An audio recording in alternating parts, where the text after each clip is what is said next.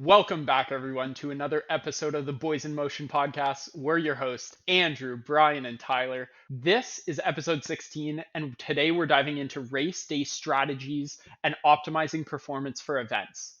So, if you've ever wondered how to heighten your race day experience and performance, execute that perfect plan that you've been training so hard for, well, this episode's for you.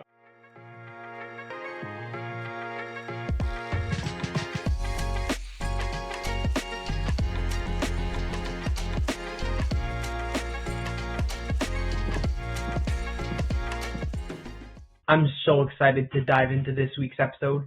Preparing for race day can be overwhelming, but with the right strategies, you can minimize stress and maximize performance. We'll cover everything from pacing, nutrition, and handling those pre-race nerves. I remember my first marathon when I completely underestimated how important race day planning was.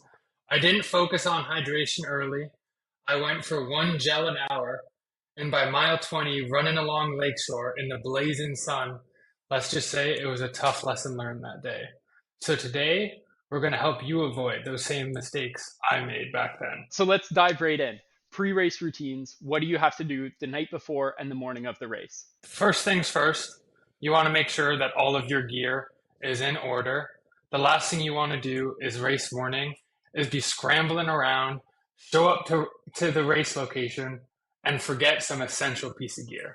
So make sure I like to lay out all of my gear on my bed, including shoes, bib, nutrition, any other tech you might be using, heart rate monitor, sunglasses if it's sunny, and double check everything, double check it again. Better safe than sorry when it comes to that, because let's say that you need those Vaseline for the nips. You don't want to be forgetting that, because then you'll look like Tyler at the Ottawa Marathon. So best be checking that gear. For sure, you don't want to show up on race day with two left shoes. You'd be in trouble. The next thing that's super important, I think, is sleep and like rest and recovery going into the race. So you want to get a good night's sleep the day before. You are going to have some nerves that generally will keep you up at night if it's a race that's important to you. That's good. It means you care, but you got to make sure that you're getting your rest, you're recovering, and maybe also you've tapered down towards that event so the legs are fresh. So those few nights leading into the race, make sure you're getting to bed early. Yeah, I try to do at least a few days before, because in case the night of, you might not get the full 8 hours of sleep. So the few nights before, I'm sleeping beauty all week. I'm just boom, zonked out. Another nice thing my favorite part of it all, the nutrition. The night before, even the week of, you're loading, you're carbing up, and I think that's one of the most important parts too. It's very underestimated that a lot of people don't think about.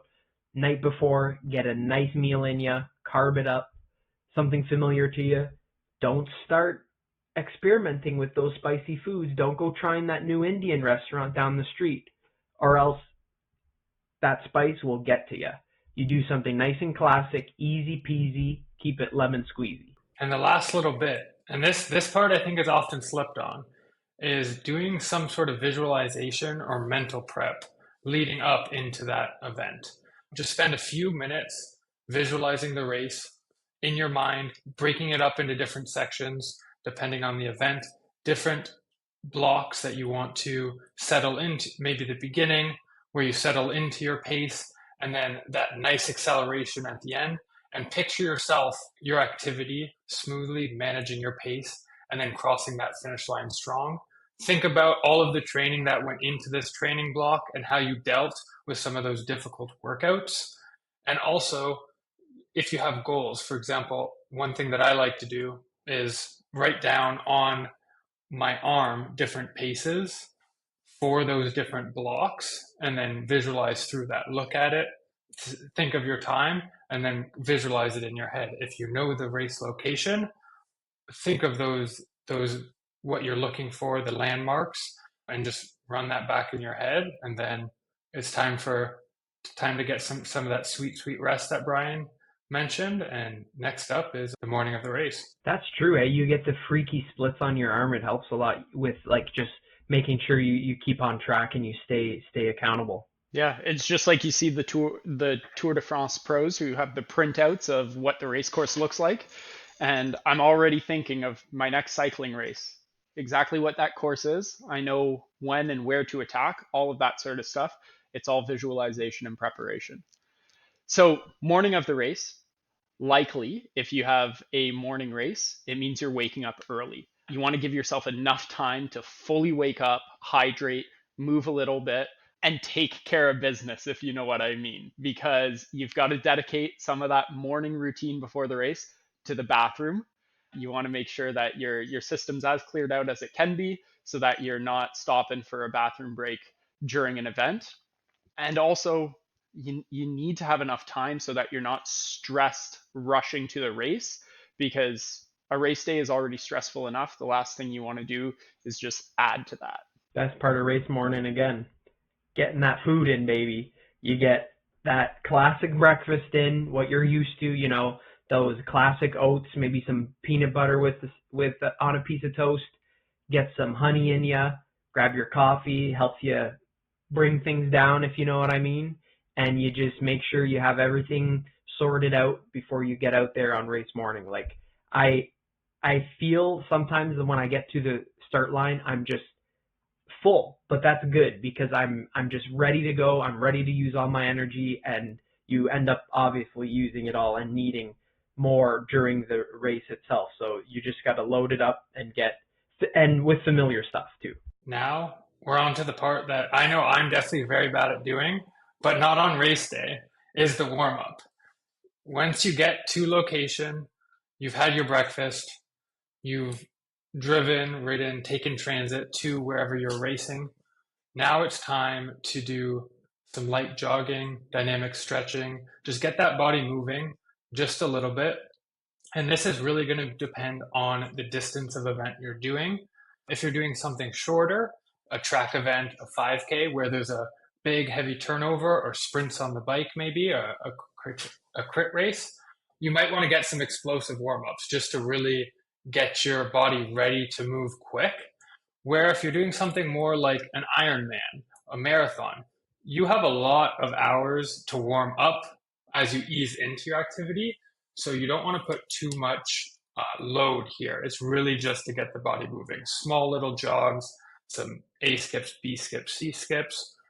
Just get that body moving and ready to go. Moving and grooving. The nice thing about getting ready for an Ironman is that the warm up is putting your wetsuit on and you're ready to go. It's pretty nice. You sing the national anthem and you do a couple arm swings and you get in the water. That's your warm up. But yeah, a lot of good tips for warming up. It all depends on the distance that you're doing for sure. It's all about the distance when it comes to how you're going to handle your nutrition strategy when you're in the race. So, of course, if you're running a short event, cycling a short event, maybe you'll have a little bit of hydration. But if you're under kind of an hour, maybe one, two gels if you need a little bit of caffeine as well, and then just some water and or electrolytes will usually do what you need.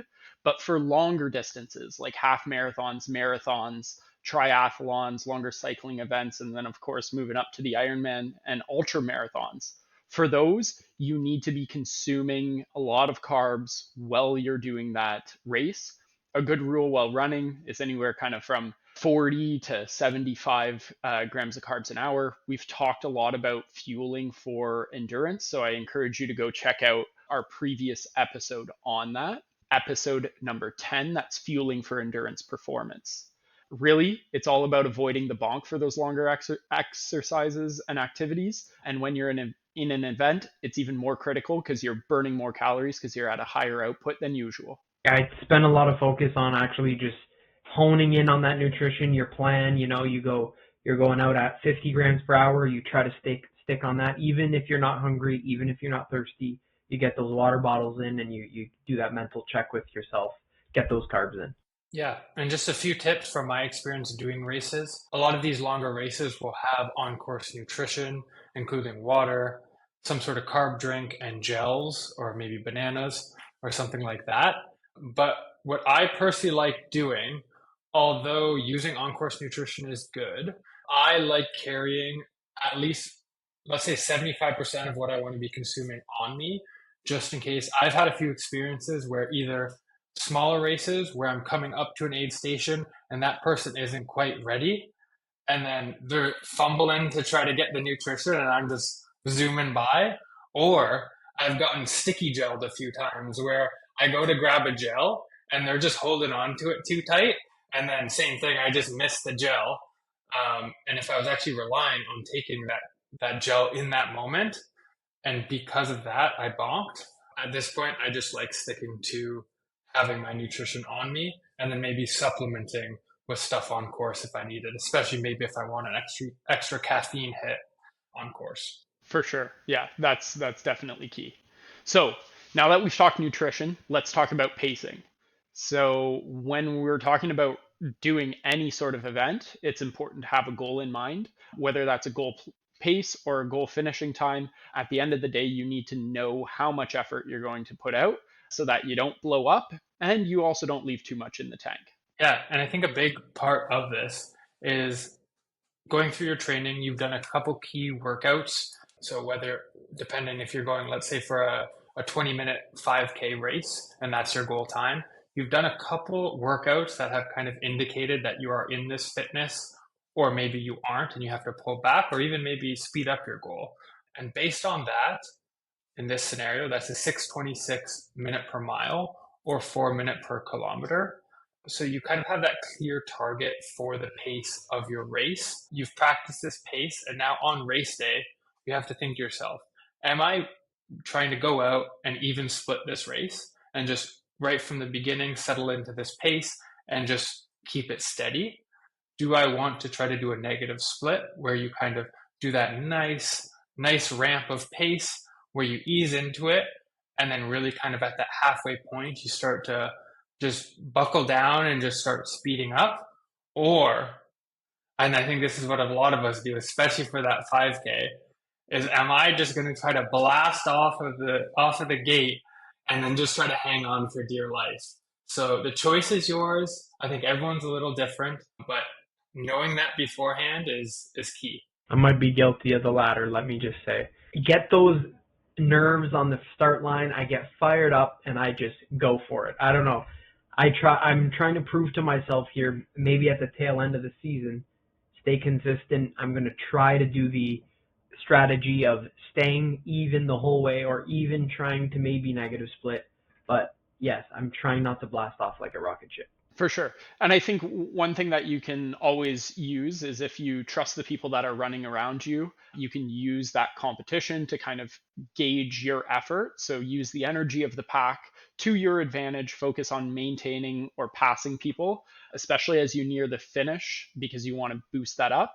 Another common thing, and especially for the 5K, because it's such a short event, divide that race up into thirds, conserve energy in that first third where you're really just settling into pace. You don't want to go out too far hard. Maintain that pace through the middle section, and then in that final third of the race, start really pushing, because when you hit that finish line, no matter the distance, you want to have nothing left. Yeah, and just to note on the use the competition, I think that's a really key point for pacing. If it's a larger event and you can chat with people and kind of figure out people that are going for that same goal time and trying to stick with those people at least for the first half, first little bit, the ability to kind of turn off your brain to as far as your pacing and just run. It's the same reason why running with friends at an easy pace feels so much easier. You're not thinking about the pace, you're just moving at the same speed as people with you. So if that's an option, mentally it makes it so much easier. That's fantastic. Yeah. So we are 1 week out, or actually less than 1 week out from the BIM 5K at the Allenberg Bridge this Saturday. I know registration's still open, so if you visit our website, you can sign up and join us. But let's talk about 5K racing strategies and what's worked for you specifically. Tyler, I know the last BIM 5K that we ran, you came across that line full yard sail and lizard mode with your eyeballs pointing at 180 degrees from each other. So what do you guys think is the proper way to kind of think about pacing a 5K? Well, I think I got to give the stage to Andrew on this one because, yeah, I kind of did come out of their yard sale and I just missed my goal by, I think it was 8 seconds. So, Andrew, take it away. Yeah, I can at least take it away for the beginning. Generally, what I like to do for this race, which is not a distance I have too much experience with, because normally I'm doing it in blocks or I'm training for something else, but you want to start smart, but not go at an all-out sprint. It's super easy. The excitement at that start line, it's a quick race. There's going to be some speedy people there. There's going to be some short shorts and some real nice super shoes. So that's a lot of excitement at the start line. But sprinting can backfire pretty quickly. This is not an 100-meter sprint, even though it is pretty quick. So you want to be controlled, quick start, so it might be a little bit quicker than your goal pace. Use some of that momentum at the beginning, but have a plan for at what point, let's say 200 to 400 meters is generally what I like to do. You should really then pull back, settle into pace where you feel like you're working hard, but not just going all out and burning everything in those first couple of minutes. You pull back and then you should be flowing a little bit and not just flailing those legs and arms. And that's exactly it. Like that first third of the race, you're really settling into that pace. If you've got a GPS watch with your pace on it, make sure you're paying attention to it because, like Andrew says, it's easy to get sucked up in the moment and really just burn that first kilometer and have nothing left, and you're just scrambling trying to find pace for the last 4K. In the middle of that race, let's call this kind of kilometer 2 to 3.5. It's the middle. You've got to hold steady. Often once you reach the middle of that race, it starts to really become tough because you've settled in, the pain has started to creep in, lactic acid in your legs, it's hurting, and you're still so far from that finish line. So really here, you need to focus on keeping strong form, shoulders relaxed, controlling your breathing, making sure you're getting that oxygen in. And this is where you just need to kind of break that race down to, okay, I'm hitting, the halfway point. And now I'm only 2K away from the finish line.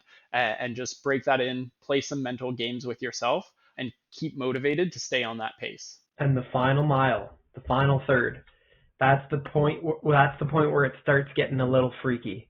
You start kicking it up a notch. You're kind of preparing for that crazy finish, and you're staying in the zone. You're just gradually increasing that speed, but not going too fast because you don't want to bonk. Let me tell you, you don't want to bonk. You pick up that speed. You're digging deep with those legs, and you're just going for it. The best part, the final sprint at the end. You want to finish that off strong. BIM 5K is going to be real nice because we're designing it. It's a neat design, engineered for speed. We're all going to be finishing at the end kind of at the same time. So you'll see pretty freaky sprint finishes from all sorts of athletes out there. So it's going to be a lot of fun. Yeah, and just for anybody who is racing the BIM 5K, a couple of great markers for you. So a long section of the course is kind of straight up and down the canal, which includes the turnaround point at 2.5K. So that's kind of that boring middle. But you start having a bend into a bridge at about a kilometer left, and then you go over a bridge at 800 meters left. And then once the course flattens out and it's straight again, you have about 300 meters left. And at that 300 meters, that's where it's the all-out sprint. You'll be able to see the finish line, and you've got to just be aggressive from there on in. Seek that discomfort, I would say. Don't just push through it, but crave it, because it's going to be hard. It's going to be all out, and you're going to have people right around you, no matter their pace. But everybody's trying to reach that finish first. Oh, that's going to be fun. You're going to see a lot of lizard eyes out there, that's for sure. Yeah, it should be good. I'm excited. I'm excited for that sprint finish. I know I look forward to it every time. That's my favorite thing. Is just trying to catch and see. But no matter who's chasing you, try to resist the urge to look behind your back and do one of these, because that will slow you down. So eyes forward, eyes on the prize, lizard eyes forward. It's not arrow if you look back, let me just tell you. And when you hear Andrew coming beside you, he just whips by. So you don't even try to look for him. Now, I know most of this episode has been focused on running and strategy there, but with pacing strategies in cycling, there is this extra piece of gamesmanship of drafting. And I'm sure in the future we'll do episodes all about this, but when you're cycling, because there's this efficiency gain of drafting and you're not just racing against the clock sort of like you do in running, you do want to be mindful and adjust to the race around you, and just make sure that you're remaining efficient and you're thinking about the strategy in sort of a higher level, where you're making sure that you adjust to the riders around you. You're not letting the front go too much. You're not doing too much work in the wind so that you can save your legs for the finish. So that's just something, a caveat to the conversation we've been having, is cycling does add a little bit more kind of strategic decision making when it comes to just being efficient against your competition. Obviously, IRL is the best way to practice that, but another good way I found that helped me with getting used to those cycles and looking for that is our Tune-Up Tuesdays. You could get those draft points and you get going. It took me about, a full winter to figure out how to friggin' sprint on that thing, but it's nice taking advantage of the draft, the teaming up, and all that kind of fun stuff.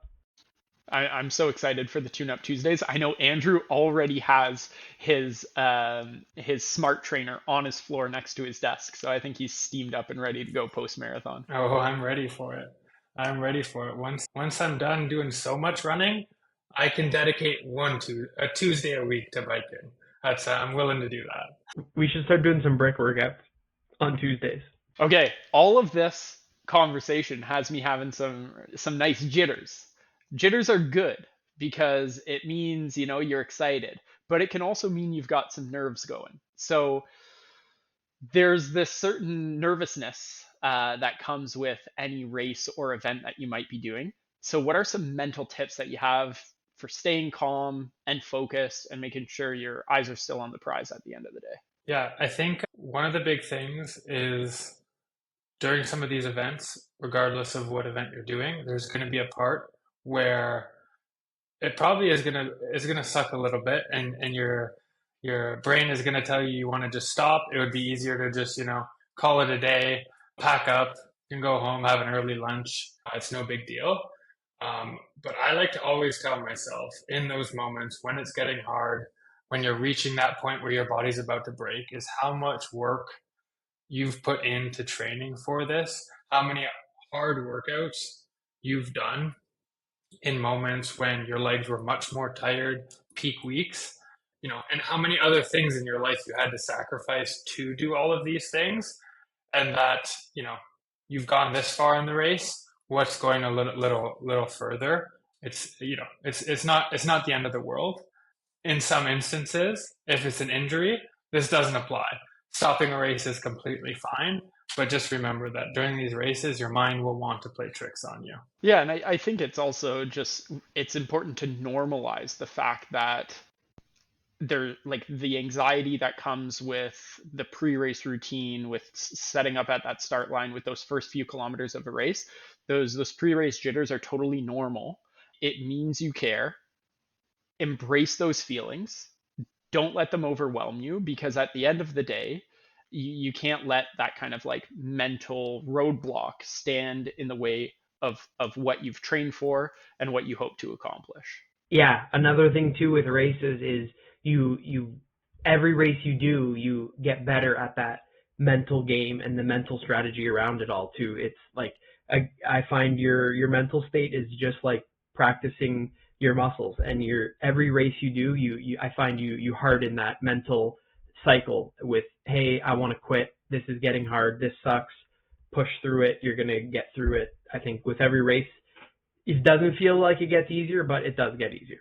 Yeah, and I think something that's really helped me here, that I've learned over the course of the events that I've done, is just some breathing techniques. So really deep rhythmic breathing can help kind of center your mind, bring you back to the zone, and also increase the blood oxygen content, which is important for these endurance activities.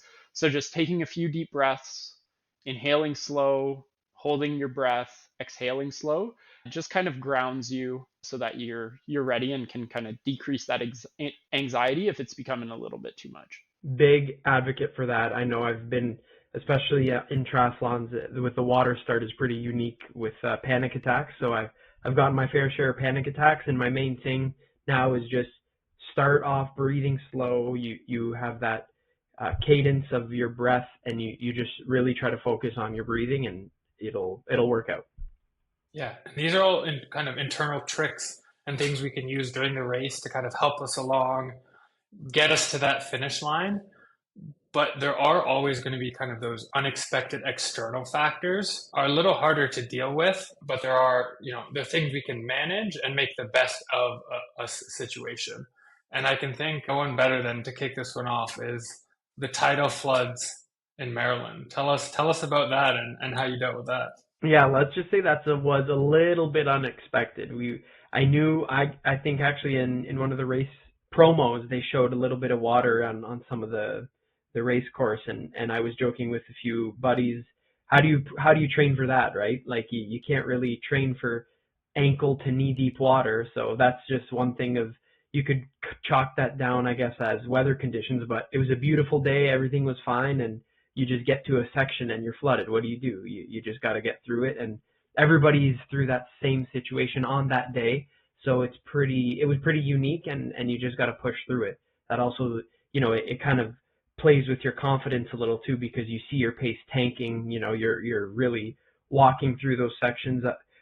Either it's a fast walk or trying to slug your way through it, but it does wreck with your confidence, kind of debuckles your race if you had a plan. I want to get to this kilometer mark by this time. It kind of puts that out the window, just making sure you stay on track and you kind of pivot.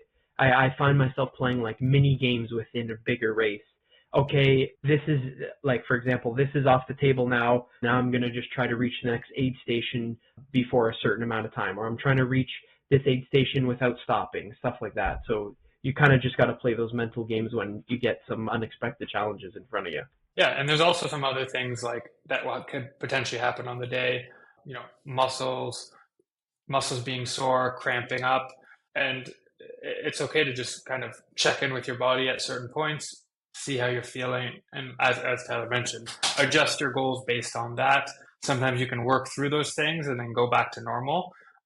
But it's good to be aware of those things in the moment, because ignoring them can also lead to bigger injuries down the line. So you definitely want to be checking in and just seeing how you're feeling throughout. Yeah, for sure. And like with races, weather conditions that are variable, outside of your control, equipment failure, whether you're on the bike, swimming, running, stuff can go wrong. And that's part of the challenge of endurance sports, and it's why, the mental side of endurance sports is so big as well. You can't let that stop you, and you just got to keep moving towards the finish line.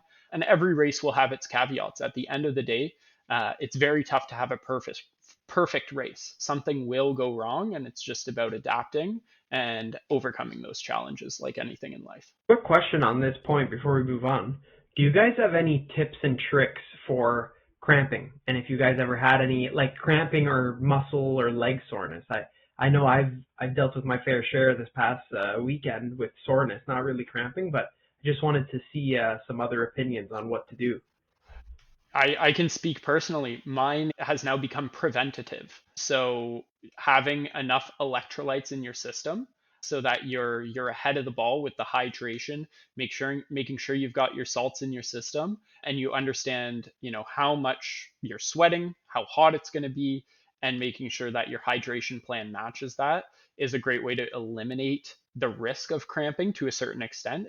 Yeah, I think you hit the nail on the head with that one. For me, it went back to when I was younger playing soccer. Coach Vito, I would always get cramps, and he told me to mix water with Gatorade to get my electrolytes in, and every time, cramps gone.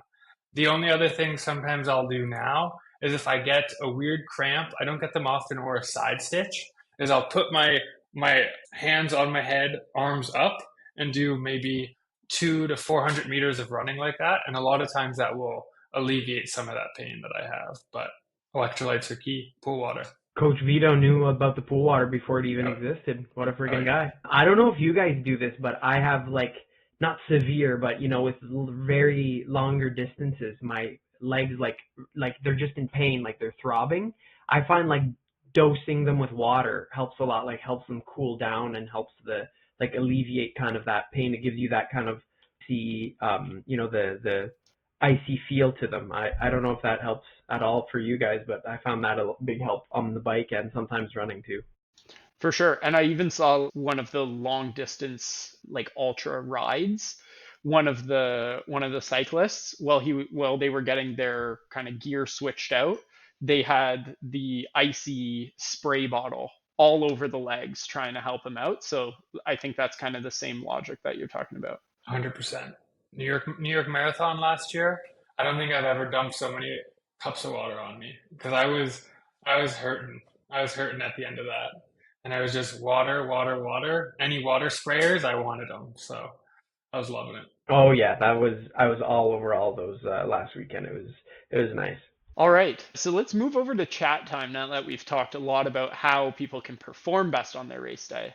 Tyler, there was news that maybe you had a hot take for the pod today. Oh, I got a nice hot take today, let me tell you. It has to do with running, I guess you could say, but I'm saying toenails are overrated. No need for toenails. What So are you suggesting that our viewers go out and get their toenails removed? Just remove them. That's it. You don't need them. All they do is cause you problems. You gotta cut them. Sometimes you lose them anyways. It's a nightmare. They make holes in your shoes. I say get rid of them. Holy shit, that's not what I was expecting you to say.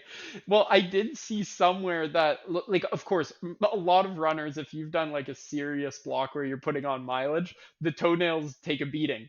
But I saw somewhere, I think it was a Reddit thread on like advanced running or something, where yeah, people had surgically removed their toenails because they were ultra distance runners and it was just more of a problem than not. So people have taken that to the extreme. Exactly. So it isn't really a hot take. It's a real thing. I've already gone through my fair share of toenails. I've had one deceased so far, came back. Now it's causing me problems again. She's black. She's ready to go. Do you have a medical professional we could visit? Do you have one that you can recommend? Juicy.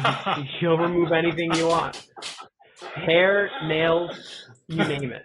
And I'm just going to give an early. We are not medical professionals on this one. This is a chaotic hot take. I love it because it's true. Like I've looked down at my feet after a tough run and been like, what the heck is going on with these toenails?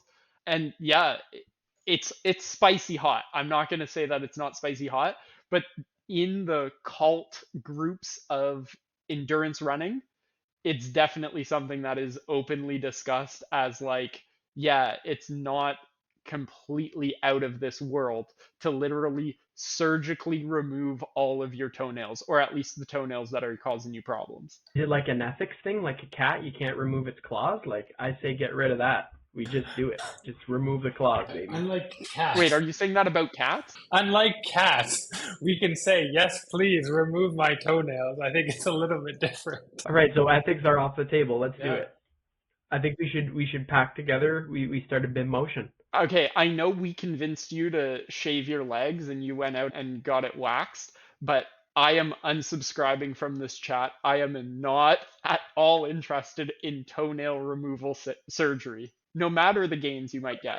Okay, well, maybe not surgery, but I will keep the pod posted if they come off on a natural basis. I will not show, but I will tell. In other news, Tyler is starting a toenail OnlyFans, and it's just disgusting.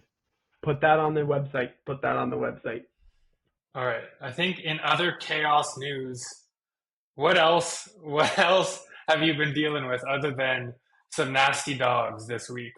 I've heard you were dealing with a bit of chaos with a manager this week. Oh, I'm a nasty boy, let me tell you. All I do is deal with chaos.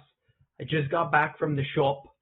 I have received another failed attempt at some business cards. We're doing some big business cards.